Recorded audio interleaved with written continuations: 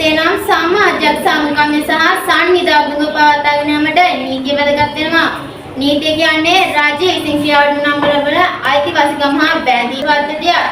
මෙම නීතිය යන වචන අපිට හොඳට හුරුපදයක්.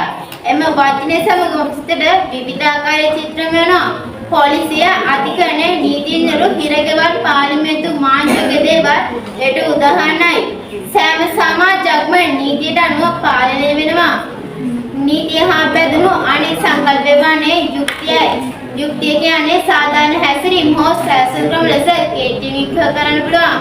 යුක්තිය පසුතැනීම පිණිස රාජ්‍ය විසින් හඳුනාගත් යොදාගත් ලැබෙන මූලධර්ම පද්ධතියක් කියන වචනේ අපට හොඳට හුරුපදයක්. නීතිය සමාජය තුළ සාම්‍ය හා ක්‍රමවත්ව පවත්වාගෙන යාමට මහත් සේවයක් ඉටු කරනවා. ඒ වගේම නීති විශේෂ ලක්ෂණ කිහිපයක් හඳුනා ගන්න පුළුවන්. ඒ තමයි හැම පුද්ගලයෙක්ම නීතියෙන් බැඳෙන අතර ඉන් කිසිවෙකුට මිදෙන්න බෑ.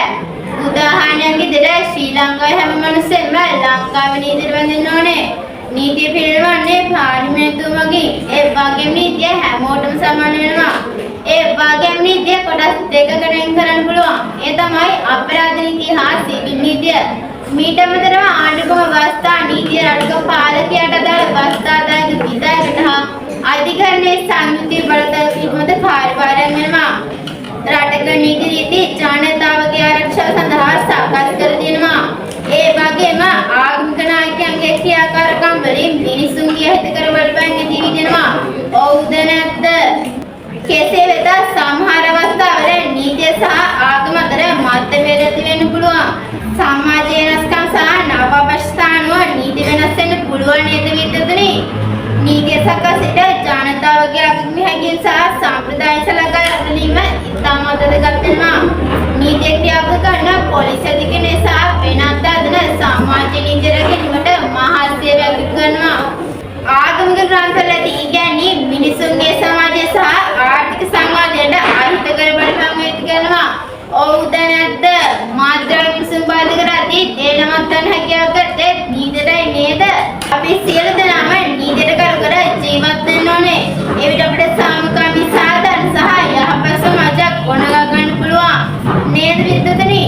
සාධු මනුෂ්‍ය ඝාතනය, ස්ත්‍රී දූෂණ, අපහරණය, සොරකම් කිරීම, හිරිහැර කිරීම ආදී වැරදි ලෙස සැලකෙනවා.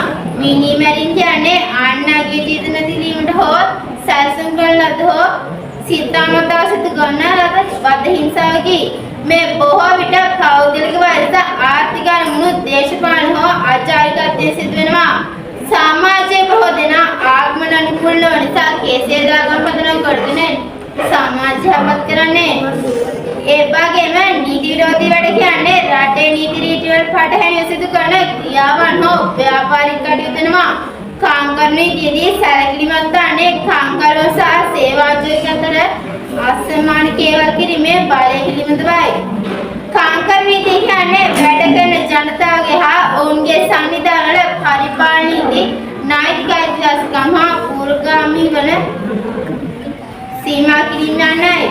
භූතිය සමිතියේ සේවා ආයෝජකයන් සහ සේවකයන් අතර සබඳතාවන්ගේ බොහෝ අංගයන් සඳහා මේන මැදිහත් වෙනවා. කැනඩාවේ රැකියා ආරක්ෂා නීතියේ සංගමකරණය වූ සේවා ස්ථාන සම්බන්ධ නීතිය නම් ස්ථානික පුද්ගලික සම්බන්ධ නීතියින් වෙනවා.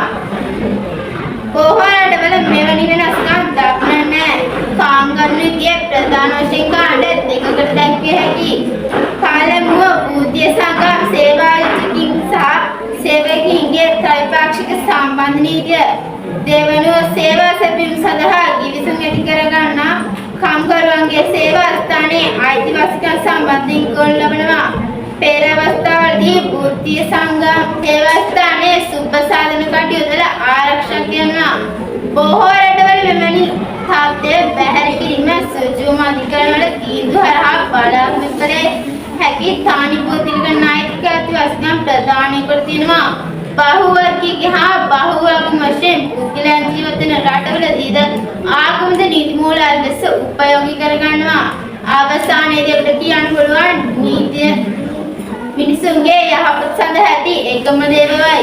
එවිට සමාජය තුළ සාමය සංහිඳියව හා එකමුත් බව තවදුරටත් වර්ධනය වෙනවා.